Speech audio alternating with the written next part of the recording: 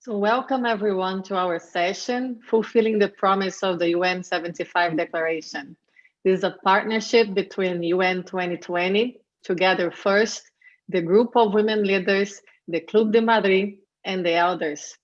By way of introduction, my name is Ilona Szabo. I'm the co-founder and president of the Igarapé Institute. We are a global think and do tank, founded in 2011, and committed to delivering evidence-based solutions on issues related to public, digital, and climate security. At the outset, I'd like to thank the organizer for inviting me to moderate such an important discussion on the future of global cooperation with this incredibly remarkable panel of speakers. Throughout 2019 and 2020, the United Nations carried out a global listening exercise on the occasion of the organization's 75th anniversary to better understand people's hopes and fears for the future. In what has been called the biggest consultation in history, the UN75 team engaged over 1.5 million people in every single UN member and observer state, conducted more than 1,000 dialogues in 82 countries, independent polling and artificial intelligence analysis, and social and traditional media as well in 70 countries. Research mappings also in all regions. So the results of this listening exercise were summarized in the UN75 report released in September 2020 and highlighted the overwhelming support for international cooperation, which is really good news. Also, unity in perceptions of the UN from all corners of the world, and the clear recognition that climate change is the biggest global long-term challenge, even in the midst of the pandemics. At the same time, the declaration on the commemoration of the 75th anniversary of the United Nations that member states adopted on September 21st, 2020, recognized that global challenges such as the COVID-19 pandemic and climate change, as well as the achievement of the Sustainable Development Goals in the Decade of Action, are interconnected and can only be addressed through reinvigorated multilateralism. This is a forward-looking document that outlines the future we want and the UN that we need. The declaration sets out 12 commitments, from protecting our planet to being better prepared for the future crisis and achieving gender equality. The declaration requests that the UN Secretary General report back before the end of the 75th session of the General Assembly with concrete recommendations to advance our common agenda and to respond to current and future challenges.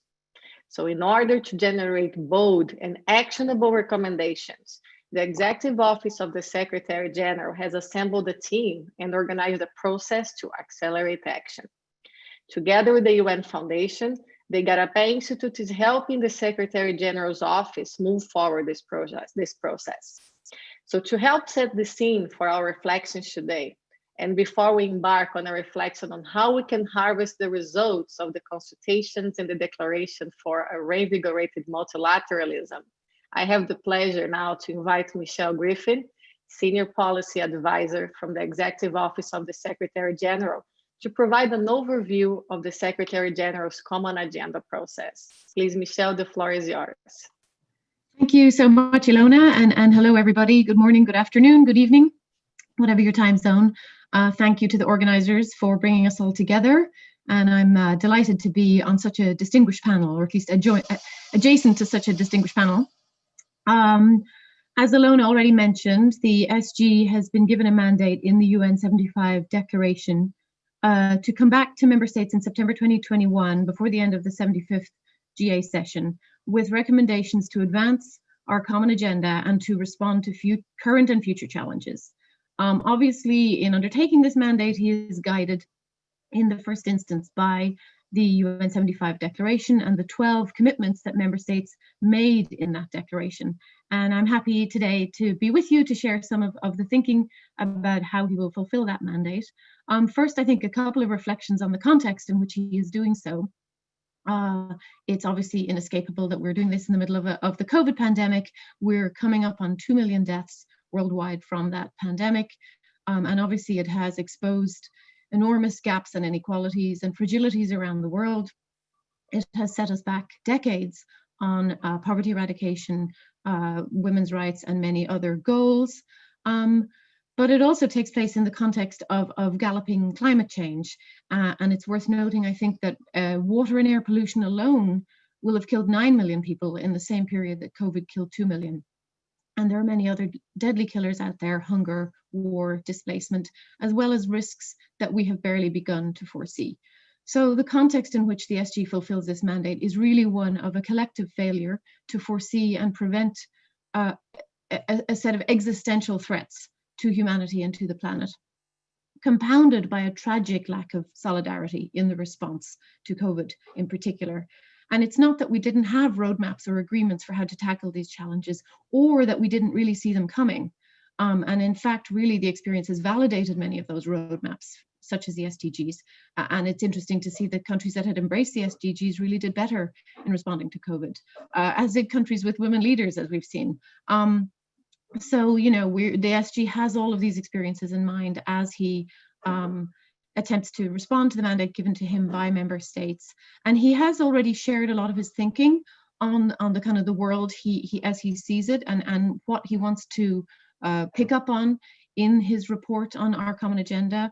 And I in particular refer you to his speeches, his Mandela lecture last July, his New School speech on gender, and his recent speech at Columbia University on climate, because he sketches his thinking quite in depth in those speeches.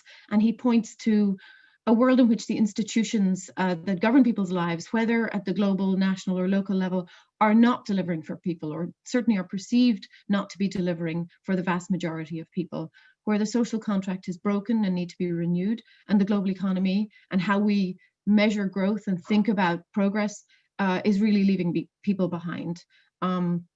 And he's called multiple times for a world that's more inclusive, fair, and sustainable, as well as one that takes the future more systematically into account.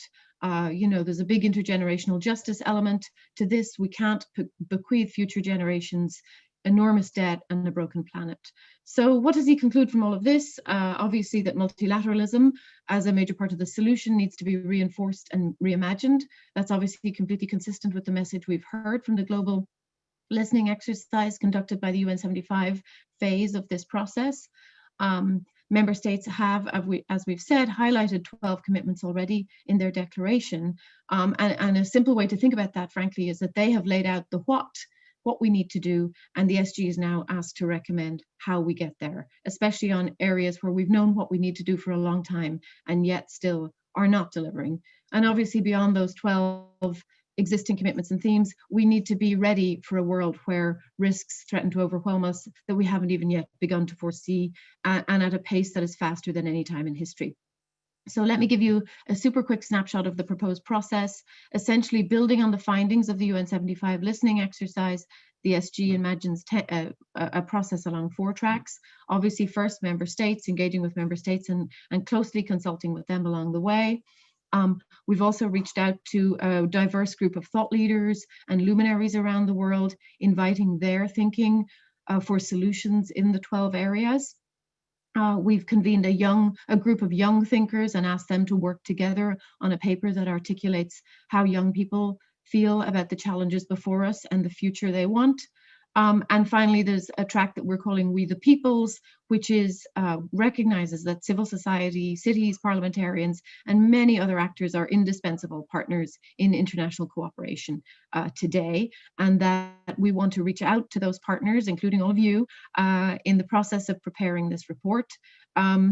Building on the UN75 consultations, but really focusing in this phase on solutions, on refining priorities and recommendations. And we will be doing that in close partnership with IGARAPE, with the UN Foundation, with Accord, the National University of Singapore, and Southern Voice, who are some of our key partners in this process. I should say before I conclude that the report in September will really be the beginning of a process, not the end.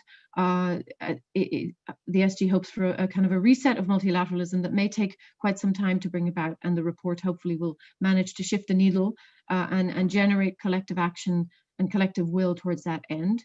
In the meantime, however, we have a year before us in which the best way to make the case for effective multilateralism is frankly to show it in action. And whether that's on the COVID vaccine and making sure that it's distributed according to need and not wealth, or in COVID recovery and making sure that we don't go back to the status quo, but rather recover in a way that leads towards a more equal and sustainable world, and one that is less vulnerable to the pandemic we've just been through, or on climate, where it is an important year to raise ambition on carbon neutrality in the lead up to the COP. And interestingly, all three of these near-term urgent priorities rest on mobilizing a broad coalition of actors: states, companies, cities, civil society, individuals. And so they really are essentially going to point us towards the kind of inclusive, effective multilateralism that the SG has been calling for. I will close here, looking forward to hearing all of your ideas and especially to the thoughts of our very distinguished panel. Thank you so much. Thank you very much, Michelle. The Garapa Institute is very pleased to participate of our common agenda and looking forward for the next steps. So please allow me to introduce a panel that will for sure have incredibly useful insights as we embark into this process. We are extremely lucky to have with us Mary Robinson, former President of Ireland, former UN High Commissioner for Human Rights and Chair of the Elders; Danilo Turk, President of Slovenia from 2007 to 2012, and President of the World Leadership Alliance at Club de Madrid; Maria Fernanda Espinosa, President of the 73rd session of the UN General Assembly, former Minister of Foreign Affairs and Minister of Defense of Ecuador, and member of the Group of Women Leaders for Change and Inclusion; and Aya Chedi, the African Union's Youth Envoy. Thank you, each of you, for agreeing to share your reflections here today. I'm sure we have a fascinating discussion and hopefully oriented towards solutions. So this is so much needed. So let's get started. We'll be taking questions from our listeners as well. So please submit them through the Q&A box on your screen. I'll keep track of those questions and direct them to the speakers after the first just set of discussions. So I would just pose a general opening questions, which is, the COVID-19 pandemic has provided an opportunity to potentially reset global cooperation. The UN75 consultations have shown that there is an appetite for transformative change. So given the 12 commitments of the declaration, what are the most urgent change we should be pushing for? And what are the key priorities for systemic change in a post-COVID-19 world? So I would invite Mary just to start just leading us into this panel. Thank you, and good morning, good afternoon, good evening. I'm very glad indeed to be on this panel to respond on these very critical issues and indeed to support the call of the UN Secretary General. As we know, the COVID-19 pandemic has provided an opportunity, it has swept through every part of the world since the start of 2020, leaving a devastating cost. First and foremost in human lives, but also in terms of economic growth, political momentum, and social inequality. The pandemic has highlighted the deeply interconnected nature of our world and has made starkly visible the extent to which our own security is wholly dependent on the security of others, the fragility and humanity of our world. The pandemic has also exposed many of the underlying inequalities, both within and between countries. I hope that this will provide the impetus to seriously tackle the long-term drivers of such inequality in the coming years, including racial and gender discrimination, violence against women, the legacy of colonialism, inadequate social security nets and workers' rights, and chronic indebtedness across many countries in the global south, made worse by COVID. Multilateral cooperation between states is more important than ever, as the Secretary General has said, and it's the only way to effectively tackle the pandemic and the key global challenges that the world will face in its aftermath, such as the climate crisis and the new threat of a new nuclear arms race developing, to tackling the climate crisis, and to make the systemic changes that will be needed to meet the scale of that crisis. It's more urgent than it was last January or the January before, and yet we're preoccupied by COVID. It's critical that the countries make clear commitments to build back greener from the pandemic and ensure that economic recovery packages are developed in ways that are compatible with their pledges to combat climate change. All countries need to make bold and ambitious climate pledges ahead of COP26 in November. It's also critical that the nuclear states take seriously their responsibilities to pursue disarmament. The upcoming inauguration of President-elect Biden on the 20th of January, followed by the entry into force of the Treaty on the Prohibition of Nuclear Weapons 2 days later, presents hopeful opportunities to reinvigorate global support for nuclear non-proliferation and disarmament in 2021. However, it's critical that the P5 countries make tangible progress towards strengthening arms control agreements and reducing nuclear risks ahead of the Non-Proliferation Treaty NPT Review Conference in August. The first step must be an agreement between the United States and Russia to extend New START until 2026. And I'm glad to see the Biden administration and indeed Russia seem prepared to move in that direction. I've also been deeply alarmed and disturbed by the recent events in the United States, with the storming of the US Capitol by pro-Trump extremists last week, and the coordinated efforts by the President of the United States and a large number of elected politicians to illegally overturn the results of the presidential election. The elders, in fact, released a statement in early November after the election calling on President Trump to accept the results of the election. And we'll continue to speak out in support of peaceful transitions of power and respect for democratic values around the world. The recent events in the United States have highlighted more than ever the fragility of our democratic institutions, and the international community must make the upholding of democratic values and human rights an urgent priority in the years ahead. And I look in particular, Aya, to young people to help us to support that cause. Thank you. Thank you very much for your thoughtful remarks, Mary. I would just like to invite also Danilo to share your insights with us, please. You're muted, Danilo. Please just, if you could open your microphone. Mute. All right. Thank you very much, Ilona. And let me say that I'm very happy and very grateful for having been invited to this panel so early in 2021, which is going to be a difficult year, but also a very important year for the world to deal with the most difficult problems of our time.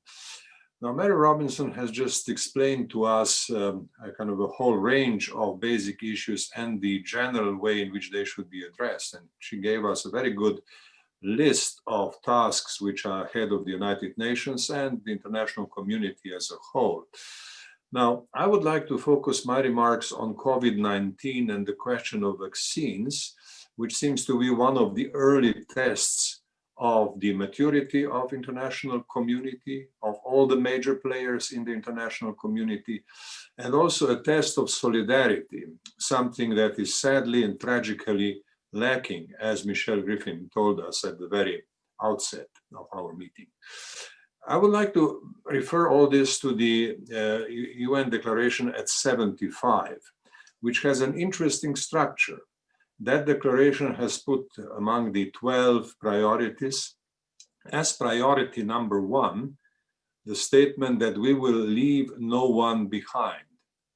This is innovative. This is not the way the United Nations has done that traditionally. And of course, it is a very demanding idea, leaving no one behind. And there is a reference to human rights in that first paragraph. And let us be reminded, that list of human rights includes the right of everyone to the highest attainable standard of physical and mental health. This is what the UN has put at the center in the declaration as number 1 priority. But as we look around the world, we see that that priority is not being implemented properly, at least as far as the question of vaccines is concerned. Vaccine nationalism seems to be prevailing. The Secretary General has given a warning about that already. And this is exacerbating the divisions or the gap between rich and poor nations globally, but it's also increasing the differences within regions. I live in Slovenia, in a country in the European Union, and we can see a great deal of nationalism still around vaccines, irrespective of the fact that the European Union has tried to organize a collective action, and it will continue with that. But it's very difficult to overcome the nationalist sentiment which is there and which will have to be overcome in this year, a critical year for the vaccine. So what is essential here? I think the essential thing which we should not stop repeating is that the world needs a people's vaccine, not a profit vaccine. Profit must not be the first or the more important consideration here. Governments have already invested heavily in the production and the research and production, and there are international mechanisms which were established to provide something that would come close to the idea of the people's vaccine. COVAX as the main mechanism for that, the WHO's COVID-19 technology access pool, which provides the basis for sharing of knowledge and pooling resources globally. All these instruments have been established. Now they have to work, and there has to be political support for them to work properly. The key tasks in this domain are also very clear: preventing monopolies on vaccine, ensuring affordable prices, implementing fair allocation of vaccines, and ensuring true cost prices, so that vaccines could not be provided, but so that the vaccines could be provided by governments to people free of charge. Again, solidarity, which would be necessary to full implementation of these tasks, is lacking. And this leads to the question of leadership in this situation. How should that leadership look? What should constitute leadership? Now, I think that stronger political action at the global level through the G20 is needed. Now, G20 has established itself in the past 2 decades, past decade in particular, as a group of states that have assumed special responsibilities to deal with crisis situations. Now, crisis today is COVID crisis, which is an immediate one and which has to be addressed immediately. So G20 have special responsibilities, and I believe that the crisis that has to be handled can be handled through the mechanisms of World Health Organization and the United Nations if there is adequate leadership of the G20. And we should not tire of repeating that. These are the countries that can make a change, and they should do their utmost to achieve that. And then finally, there is another aspect which also has to be brought into the center of international attention, and it is not at the center of international attention now. The question of intellectual property rights relating to the vaccines. As many of us have noticed, South Africa and India have already proposed a patent waiver at the World Trade Organization to enable better management of production and distribution of vaccines. That's important. Although patent waiver per se is not a solution, it would be an important step towards solutions. It is not clear whether the initiative will succeed, but its message is clear. The message is that everything has to be done for the people's vaccine and not for the profit vaccines. Now, obviously, the existing system of international intellectual property protection does not work well in the context of pandemic. It is not a sacrosanct system. It can be reformed, and it should be reformed. Vaccines are critical tests, not only for multilateral cooperation, but also for our common humanity. There is something very basic in law. You know, I'm a professor of law, essentially by profession. The principle of prioritizing life over profit is well established in all legal systems. It has to be established internationally as well. And here is where I see critical tasks for the future. And of course, I'll be happy to answer questions if there are any. Thank you. Thank you very much, Danilo. You just touched an incredibly important point, and I'm sure we're going to be able to dig into the discussion a little bit more. So I'd like to invite Maria Fernanda to share her initial remarks as well. Thank you so much, Ilona, and thank you all for this very powerful, energizing start of the year. Thank you to the coalition of the UN We Need and the partners represented today. And of course, greetings to my fellow panelists and the Office of the SG. Michelle Griffin is a delight to have her here. And I think that when I took the decision to start a process to commemorate the UN 75th anniversary, the idea was precisely to unleash a global conversation on the future of the UN, to involve we the peoples in shaping and imagining the UN we need. And I dreamt about using the opportunity for awareness raising, for touching the minds and souls of public opinion, of young people, and of course, to have an ambitious, meaningful political declaration to boost the commitment of member states to the principles of the UN Charter, to multilateralism, and to start a process for a profound retooling of the United Nations. And of course, at that time, we weren't even thinking about the COVID pandemic. And I have to say that the first person who was convinced, excited with the idea, was the Secretary General himself. He immediately appointed a team led by Fabrizio Hochschild, Natalie Sammarsinge, and a team of outstanding and committed professionals. And today, I am so thrilled to see Michelle Griffin taking the torch and continuing the process. And the results that we have had, in spite of the turmoil, the losses, the suffering, the uncertainty created by the COVID-19 pandemic, I think are really, really promising. There are so many achievements that need to be underscored. It was already mentioned, we have a 12 action point, concise and powerful political declaration that of course requires strong leadership and political will to be implemented.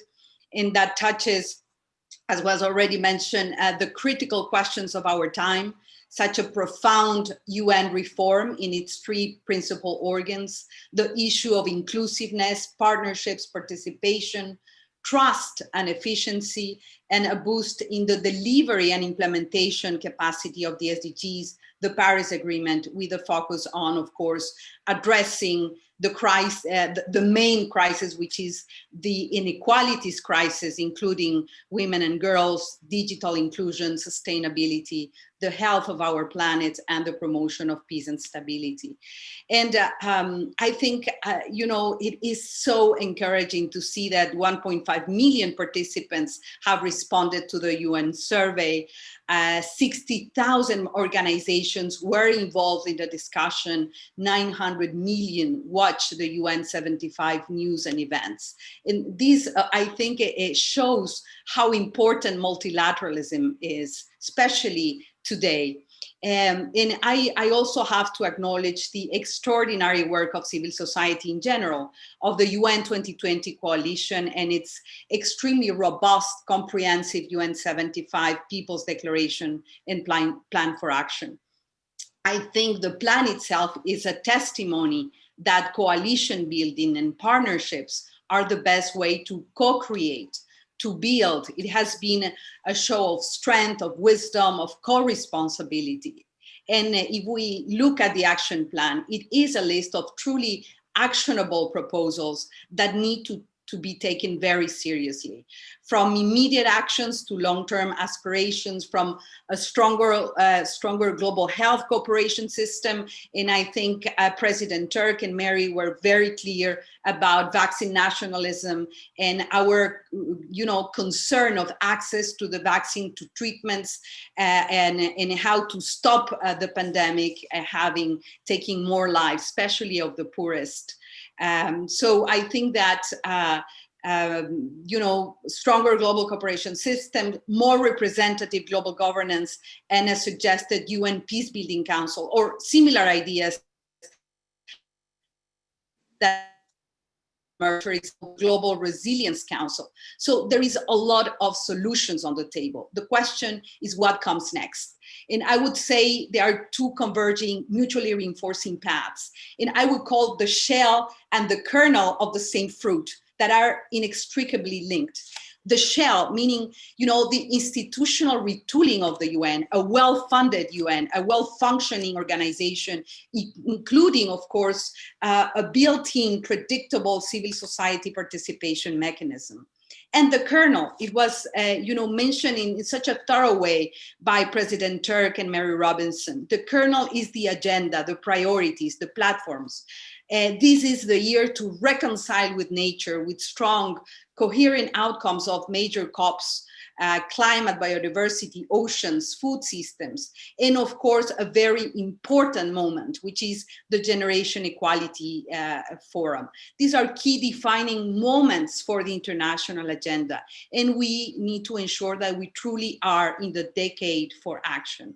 So both processes, the kernel and the shell should run in conjunction and be based in a sustained, participatory and open process under the leadership of the SG's office. I was very encouraged to hear Michelle, and of course of member states. And just to close, I would say that we have the responsibility to take advantage of this time of creativity, of reinvention, the political momentum that and the willingness to see transformation happen. And for that, of course, we need leadership, but not only of messianic leaders, not only the G20 heads of state and government, but a whole of society leadership and co-responsibility, where young people have a great role to play. So just to end, I would say that we need to collectively craft a new culture of multilateralism that is inclusive, that is networked, and that responds to the needs of the people and our planet, and that is accountable and delivers for all. So I would close my initial remarks with that, looking very much forward to working with you for this co-creation process. And thank you again. Thank you very much, Maria Fernanda. I couldn't agree more. And I think it's perfect setting for Aya to share the views for the future. And all of this, I think, has to happen fast, because your generation deserves a better place to be. So please, Aya, share with us your remarks.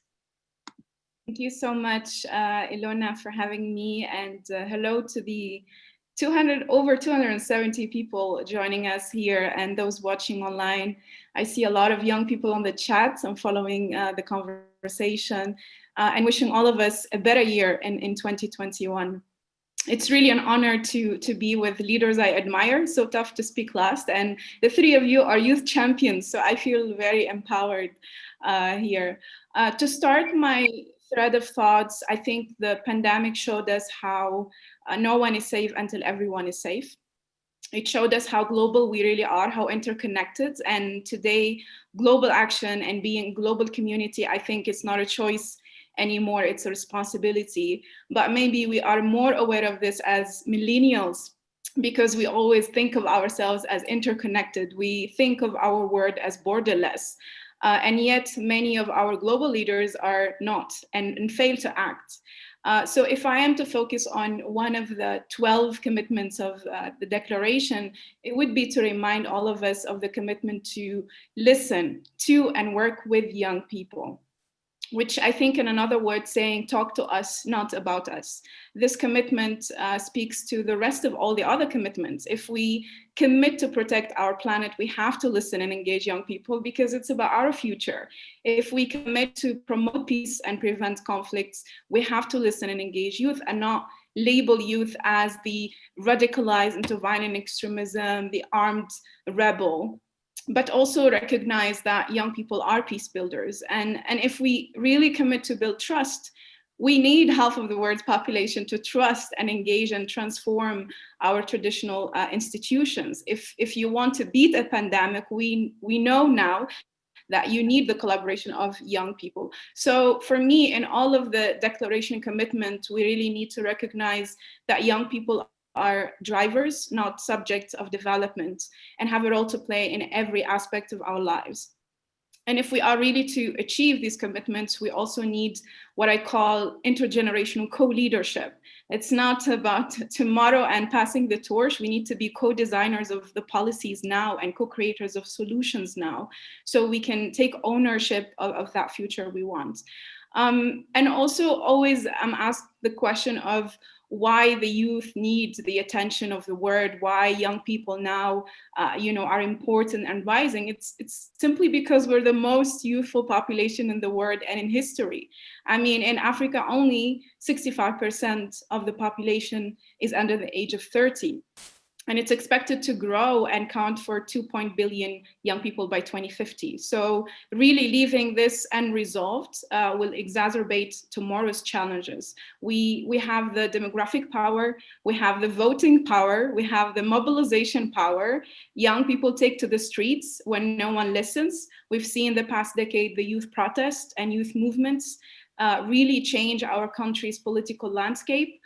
Starting from my country, Tunisia, we're actually celebrating tomorrow a decade of the revolution, the first 21st century youth-led revolution. And I mean, literally, it's been a decade of youth protest from Tunis to Lagos.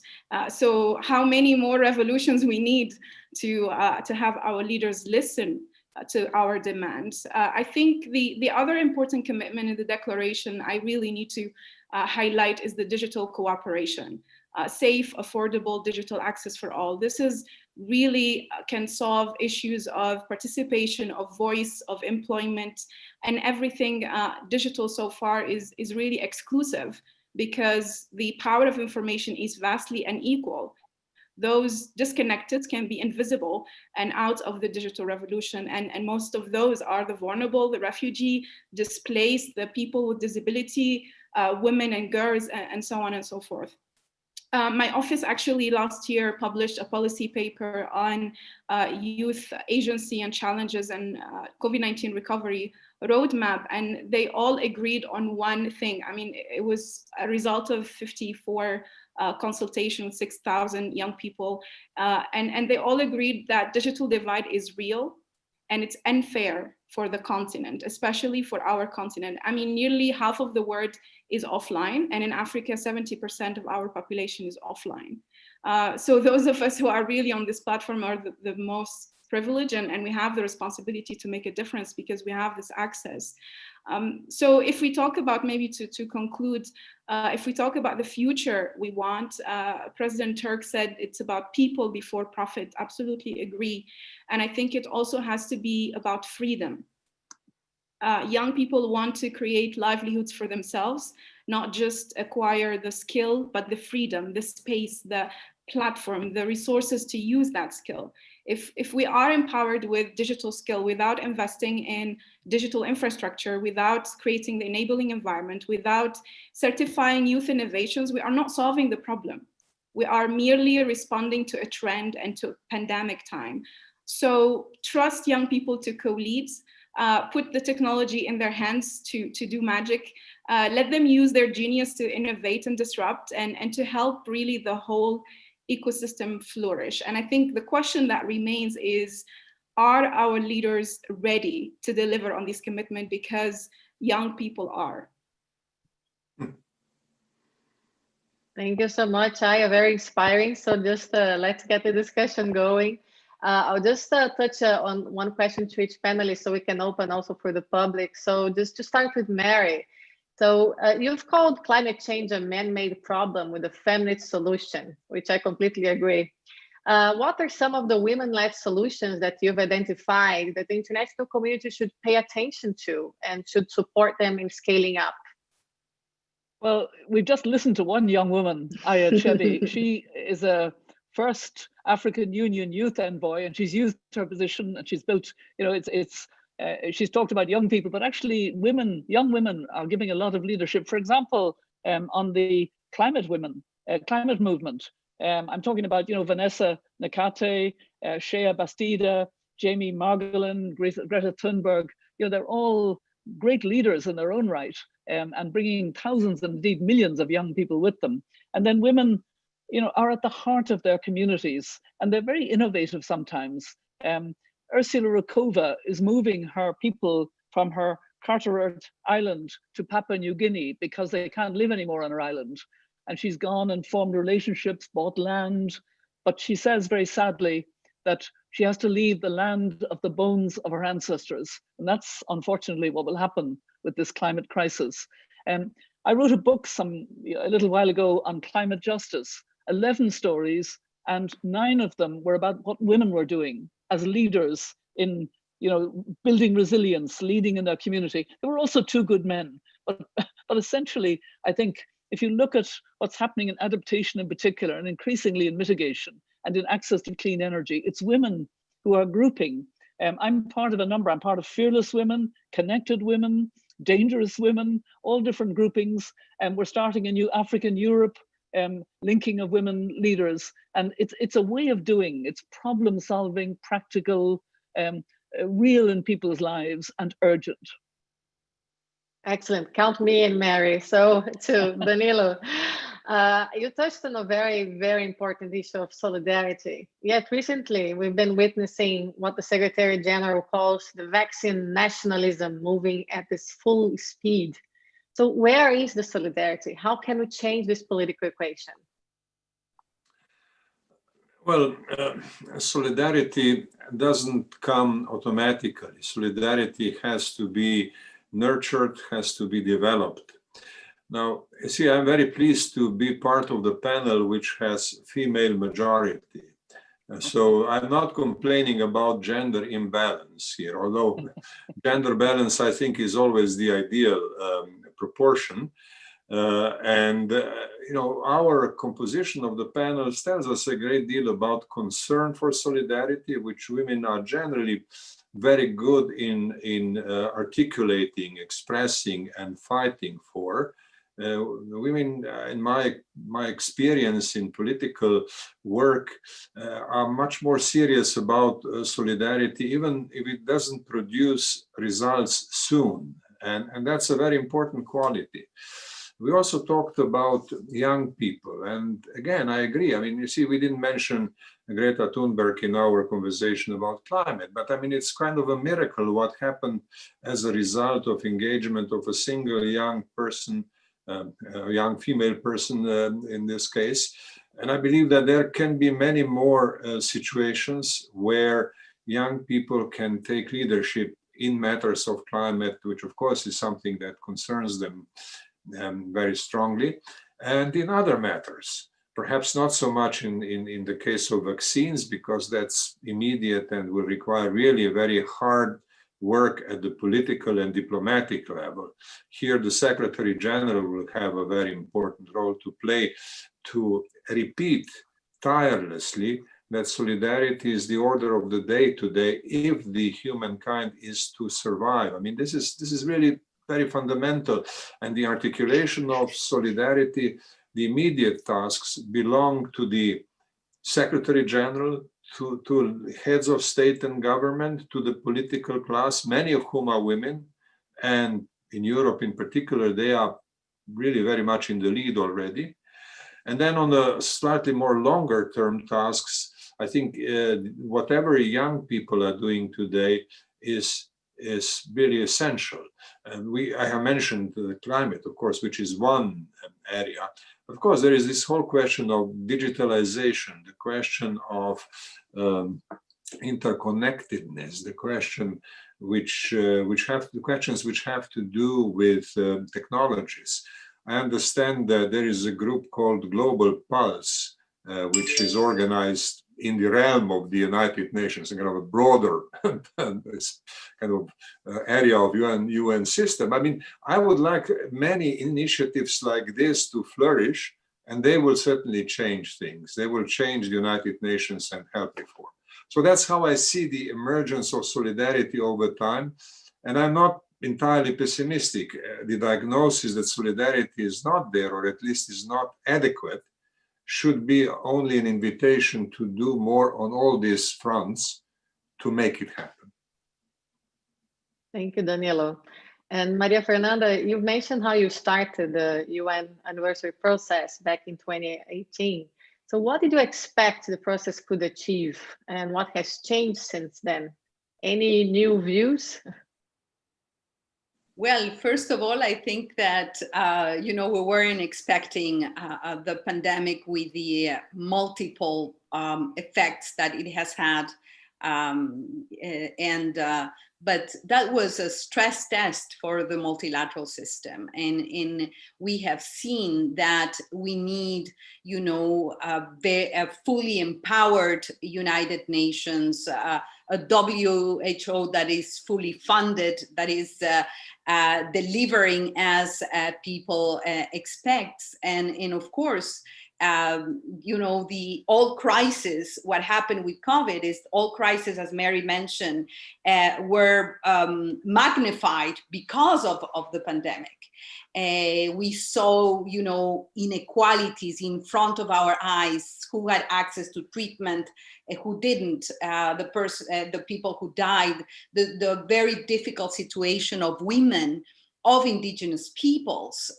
You know, Ilona, and I know very well the impact of COVID in indigenous peoples in the Amazon region, for example, their complete lack of access to health services, the persons with disabilities, et cetera, et cetera, et cetera. So it magnified the already existing crisis, you know, climate change, you know, the biodiversity extinction crisis. So I join President Turk in saying, yes, solidarity is something that is much more needed than ever. A strong, vital, retooled multilateral system is more needed than ever, but it is not going to happen, you know, by natural generation. You know, it has to come from a deliberate effort to strengthen a system that needs to deliver for all. And just looking at what is happening with the vaccines is extremely worrisome. This vaccine nationalism is happening as we speak.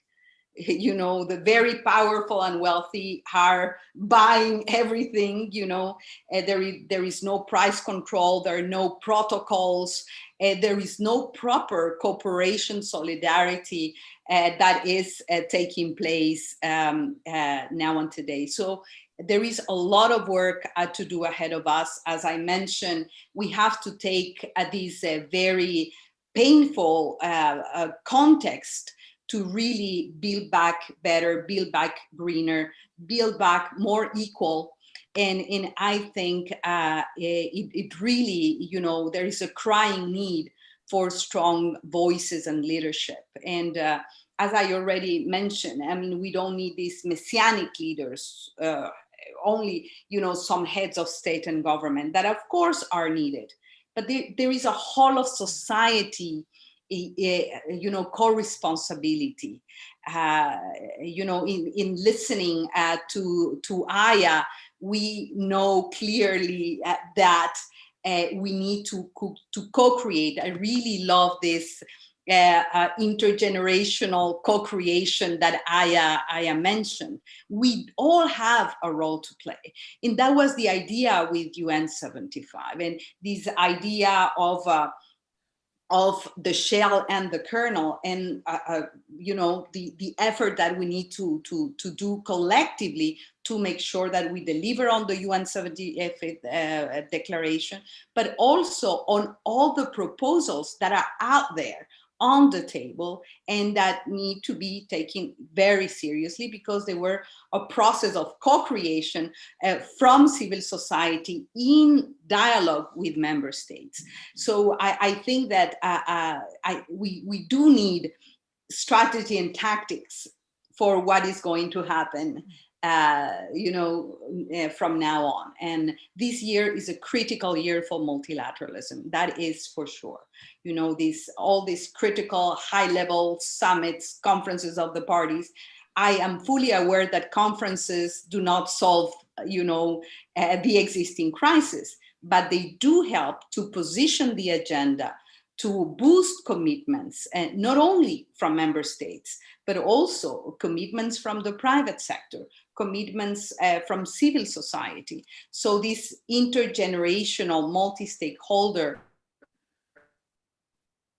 Thank you so much. And I think it is much. I have to say, just to close that, you know, this suppressive process unleashed by the UN75. It means that there is appetite globally, to be engaged and in this co-creation process, not only of the world to make it more sustainable, but also of the institutions and the global institutions. And, in global governance, we know that the center is our United Nations, and we, the peoples, have the co-responsibility as well. Thank you, Maria Fernanda. And you mentioned problems that were worsened with the pandemics. And then I would just like to ask Aya, who is the first youth envoy of African Union, but also a Pan-African feminist, a champion for gender equality. We know that the pandemic has worsened also the gender-based violence in many countries around the world, including my own Brazil. How can we make gender equality a priority on this recovery plan, Aya? Can you hear me? Because my internet is a bit unstable. Yeah? Yes. Yeah, I mean, indeed, I think the pandemic has indeed worsened gender-based violence around the world. Women have been, forced to lock down at home with their abusers, with no possible access to assistance and legal protection. I was in Namibia last October following the protest of young people who were demanding the state of emergency on GBV. Because it really has hit an emergency. I think gender-based violence is also very much linked to economic impact. We can't control GBV if young women are not economically empowered and remain vulnerable, basically, to power dynamics to offer food and care to abuse them. So for me, I think, how do we have a gender lens in all of our future recovery plans is to have an intersectional lens with patriarchal structure, GBV, economic impact, and so on and so forth. It really has to be a part of the response and recovery pathways. And I think also, it was mentioned, especially on civil society, women organizations on the front line are really overwhelmed and they lack the funds, the capacity, the support, and we need to resource them to be, to continue the important work that they do. And maybe when we define gender-based violence, we need to also define it as violence. To take it more seriously. Maybe that will then give us a platform to have a conversation or intersection of women, peace and security agenda, youth peace and security agenda, and resolutions. Maybe when we start talking about GBV as child marriage is violence, female genital mutilation is violence, girls dropping out of school because of their periods is violence. They're all forms of economic, sexual, domestic violence. Maybe then we can start taking gender-based violence more seriously. And I think also in the declaration, if we are really serious about transformative change, which is the core of the declaration when it starts, we need to deal with structural issues, structural violence, structural oppression, structural exploitation, patriarchy. We need to really address the root causes so our generation doesn't inherit the same issues. And gender inequality is among these problems we do not wish to inherit. And we wish to really end with us. And I wanted to maybe just a few thoughts following on what Maria Fernanda said on generational collaboration and co-leadership. I saw a lot in the chat, people asking, what does it mean, intergenerational? Why, people who are above 30 don't also, they're also innovative, they need our attention. And I think that's an important conversation because part of the generational gap and dichotomy is a lack of communication. If I take Africa as an example, we have the average age of African leaders is 64 in leadership, heads of state and government, and the average age of the population at 20. So those are 40 years of communication gap.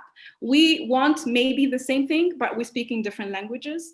And there is an assumption that, when your time comes, you will lead, when go through, the journey, get an internship, then get the job, then climb the ladder. But if we co-lead from now, if we understand these, especially intergovernmental, bureaucratic, slow failing systems, then we can change them, then we can digitalize them, then we can innovate within them. And I think that's part of why I challenged myself to go into the African Union as an intergovernmental organization. I come from activism. I was part of the revolution in my country.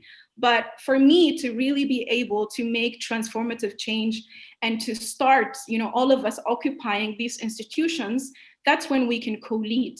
And I think that's a really important conversation happening in the chat that we need to continue. All the elders and the young people who are part of this conversation, we need that intergenerational conversation at all levels.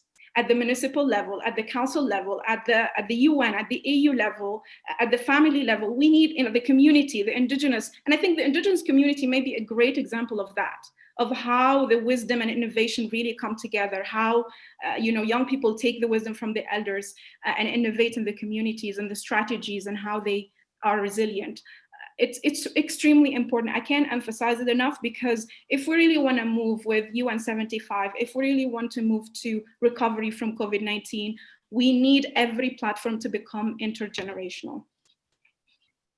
I have very inspiring and powerful points. I would just kindly ask if the panel would mind if we take 10-15 extra minutes so we can just have at least 2 questions from the audience. Is that okay? If we continue a little bit further. So I'll take this as a yes. So I'll just share the first question, and I think who feels that would like to address, so please just go forward. How can we improve the democratic quality of political leaders after all they have the power to undermine or improve the democratic institutions? So it's about leadership. We've been speaking a lot. So who would like just to answer this first one? Mary, please. I can come in a little just initially, and I hope others will come in. I think we've had a bad and bumpy time of populist leadership. And the worst example was President Trump. I think the very fact that has led to such utter worry about the fragility of the democratic process in the United States, and the possibility of armed groups coming to various capitals over the next few days between now and the inauguration, has really frightened people and brought us back to a real understanding that we have to defend democratic principles, and that we need to understand the importance of the rule of law and of concepts that we took too much for granted and didn't bother reinforcing.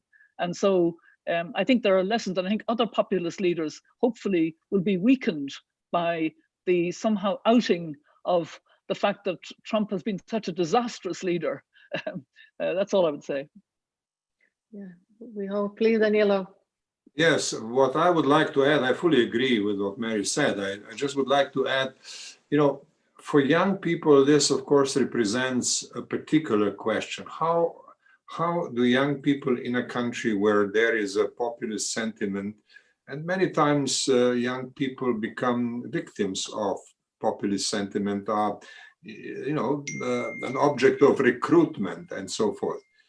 How do young people react in this sort of circumstances? And what I think political leaders should make clear is that this is a moment, this is a time when critique of democracy and democratic practices is in order.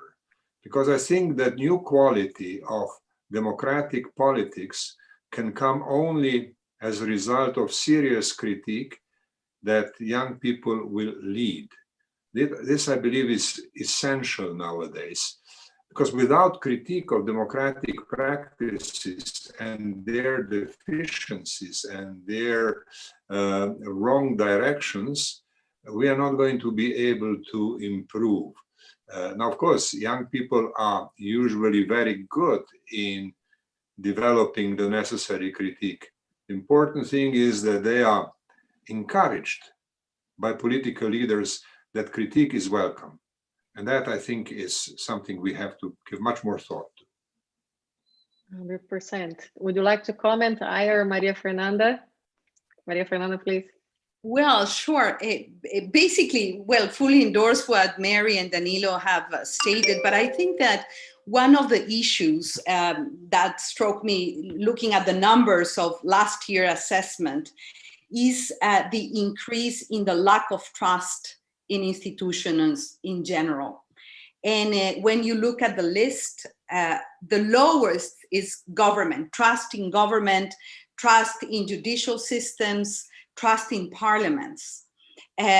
Just a Latino barometer, which is for Latin America and the Caribbean. I was trying to find these numbers, and the lack of trust in institutions was of 16% in 2010, and just increased to 28% in 2019. And with, you know, the pandemic and everything, meaning that, you know, there is no legitimacy and trust, especially of young people, you know, in the political system.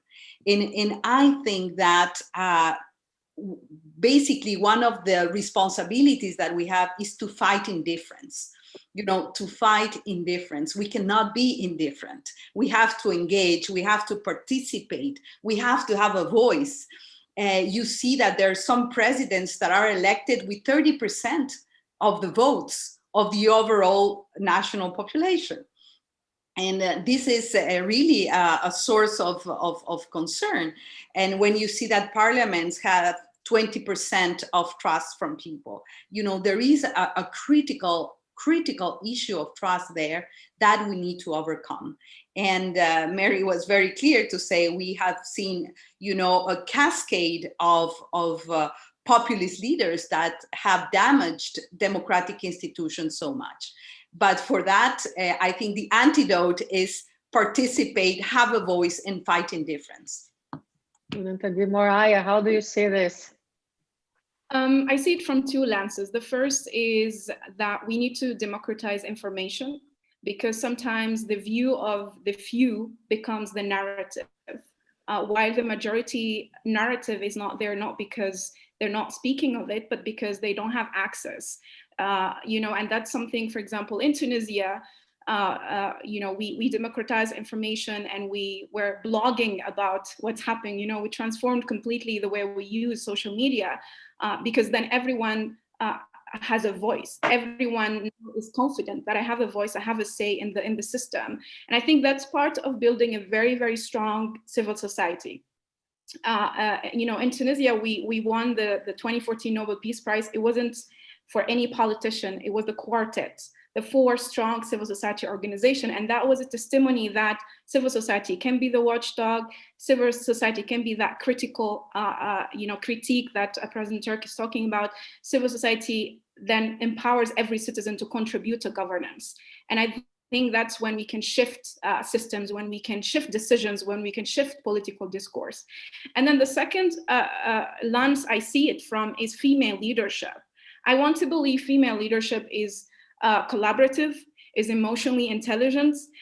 You know, from New Zealand to Norway to Taiwan, we see that female leaders have handled the pandemic differently. There is no strong and solid and depth analysis of that. But I want to believe that there are traits of female leadership that are different from male leadership. And maybe if we have more female leaders, if we have younger leaders, maybe the world will change. Maybe we will have less war. Maybe we will have less gender-based violence. We have not seen that word yet. So I think we need to be able to close these gaps, this gender gap, this generation gap, put more young people into the system, more female leaders into the system, to see what other traits of leadership can we have. Because as far as I'm concerned, we are in an era lacking of role models. As much as we are very inspired by a lot of, you know, leaders in the world, but as role models, global role models to look up to as young people, we are very much seeing, as everyone said, a populist agenda, a nationalist agenda, me, and my own interest. And that's why whenever I'm on a platform like our 3 leaders here today, I'm so inspired, because then I'm like, okay, I can also be that leader. You know, I can navigate those systems and still be true to my own, you know, values. Because when we see that kind of leadership, we're like, okay, that's the distrust of young people to politics. We see politics as corrupt. And if I go into that, this is the kind of leader I become. So we need to see more of these role models. who are in leadership in the global space, in the national space, who show us that you can still make change, you can still be your truthful values, you can still be progressive and transform those institutions from within. Thank you so much, Aya. And I have to say, you are already a leader. So keep up.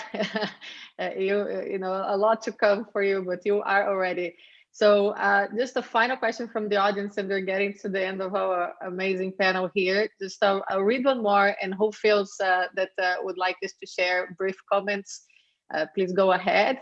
So recognizing that global solidarity, shared planetary destiny, and oneness of humanity are the new first principles of this moment. If you were the SG, the Secretary General, what would be the next steps to advance these vital themes? Please, Mary, are you? I was actually going to let somebody else jump in first. Okay. On this occasion, and I will. Okay. Anybody would have any recommendations on how to advance global solidarity, shared planetary destiny, and oneness of humanity as principles?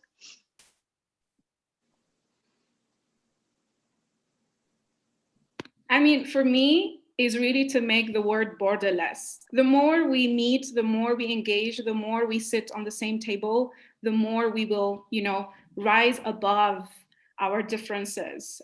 This is a conversation we have a lot in Africa, especially in issues of conflict and peace and security. And we always, when we have conversation in the youth space, our message is always, let's rise above our ethnic, tribal, religious differences. Let's be first and foremost African. Let's build Pan-African solidarity. So for me, I think my generation think of the words as borderless, as interconnected, as think of our diversity as something that enrich us and advance us.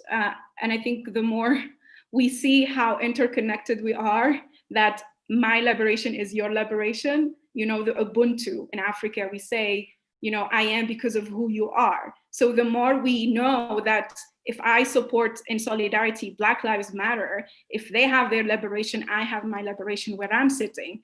If, you know, climate is solved in Africa, then it's solved in Europe, then all these crises are solved. I think that is the perspective where we have to start having conversation, and we have to bring, if we really don't want young people to inherit systems that are failing, if we really don't want young people to be products of these systems currently, we need to start building those solidarity platforms for youth to be together, so they don't inherit that same system of, like, you know, we're divided, where we have different ideologies. And what I do in my role is to create that Pan-African space for young people, that, you know, whatever happens in Ghana affects Tunisia, whatever happens, you know, in Mozambique affects Morocco. So creating that, and many of the youth that we bring together, they meet for the first time. They've never known about each other culture, or, you know, and then they found out, you know, someone in Kenya speaking Swahili is the same in Tunisia and Arabic, and, you know, and all of that starts fading away all our differences. So it's becoming more human. It's human first.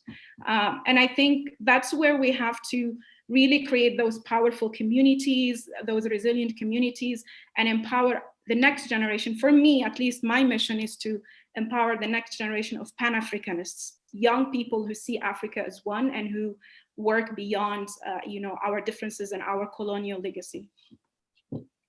So I think I would just take us to the concluding question after, like, Aya's, I think, very, very inspiring ideas.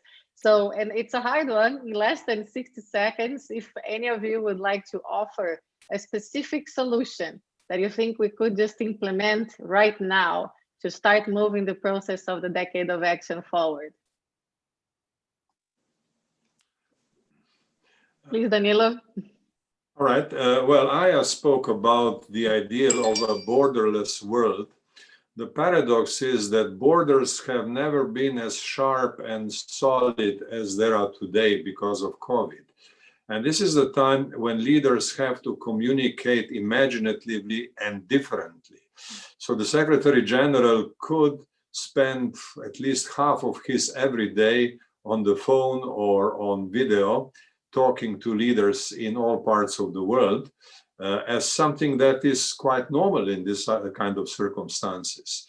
As far as the immediate tasks or tasks that can be sufficiently specific are concerned, my suggestion would be, let us start thinking today about a global social summit, a World Social Summit, which would be a conclusion of the process starting with the UN at 75, but which will focus on the first priority, leaving no one behind.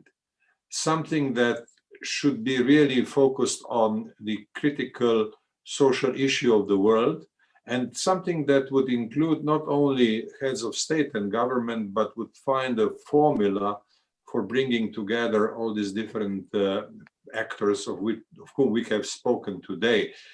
Now, it is not too early to start thinking about something like that to happen in 3 years' time, and try to solve as many problems in the process as possible.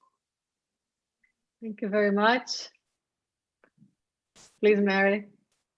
I'd like to tackle a hard nut, and I'm not very optimistic, but I want to tackle the part of the UN that is letting down the UN constantly, and that is the Security Council. It is letting down the UN in its failure to act and its use of the veto. So I would like to see restraint on the veto. It's something that the elders actually have been working on. And we've kind of called for, we proposed that whenever a P5 state casts a veto in a mass atrocity situation, that state should be obligated to publicly explain their decision and suggest an alternative way forward to protect the populations that are under threat. That doesn't happen at the moment. They just veto. They're not asked to explain, and equally importantly, the remaining member states shouldn't give up, but should redouble their efforts to find a collective way forward. It is shocking what we're seeing, especially in Syria, where a total blockage, in Yemen, the loss of human life, and the kind of sense that the Security Council is becoming less and less effective. And of course, it needs to be more broadly reformed, but you were asking for, I think it could happen if the P5 want to restore confidence in the UN broadly and in the Security Council. They should insist on restraint in the use of the veto. Thank you so much, Mary. Ayer, Maria Espinosa, last remarks. Well, I think that to start with, I think that I cannot agree more with Mary about the deadlock situation in very critical circumstances of the Security Council, and I think that should be, considered in this umbrella of the reform call in the UN75 declaration of the 3 principal organs. I think that I would like to use perhaps 4 verbs. The number 1 is to resignify. I think that there is a much needed narrative of hope, of enthusiasm, of fighting indifference. In some, I think that we collectively need to reinvigorate the power of words, of our promises, and to understand that they do shape reality. When we write a declaration, they do shape reality, and they have to lead to action. And I think that the environment for transformation is the right one. The second verb would be to reconcile. And I think we have the opportunity to reconcile among humans, to really walk the talk on the disarmament agenda, for example, to reconcile among humans, but also to reconcile with nature, with our planet. And to reconcile economic recovery with the justice and environmental care. The third verb would be perhaps to restore, and to restore confidence and trust in institutions, in justice, in democracy. And I think that the reform of the UN architecture is extremely needed. And I think that now we have a mandate to do so. And the last verb perhaps would be to co-build or co-create a better world, more sustainable, more peaceful, more equal, more humane, and the way to do it is this multi-sectoral inclusive process that has been mentioned several times today. I think that strong global governance, solidarity and cooperation is an issue of self-interest, is an issue of survival. Thank you. Thank you so much, Maria Fernanda. Last remarks. Well, it's all been said. I think the Secretary General is well surrounded by youth, but maybe we can have more. He has parity in gender. Maybe we can have more of young people as well, and he can achieve that. So we can really achieve this intergenerational co-leadership we're talking about. And then I think the second thing is we need formal channels of civil society participation. In every structure, in every framework, in every conversation, there needs to be a seat for civil society. I think that will make more the UN, people driven. And lastly, let's let the UN shake things up. I think the UN needs to shake things up to make our member states implement.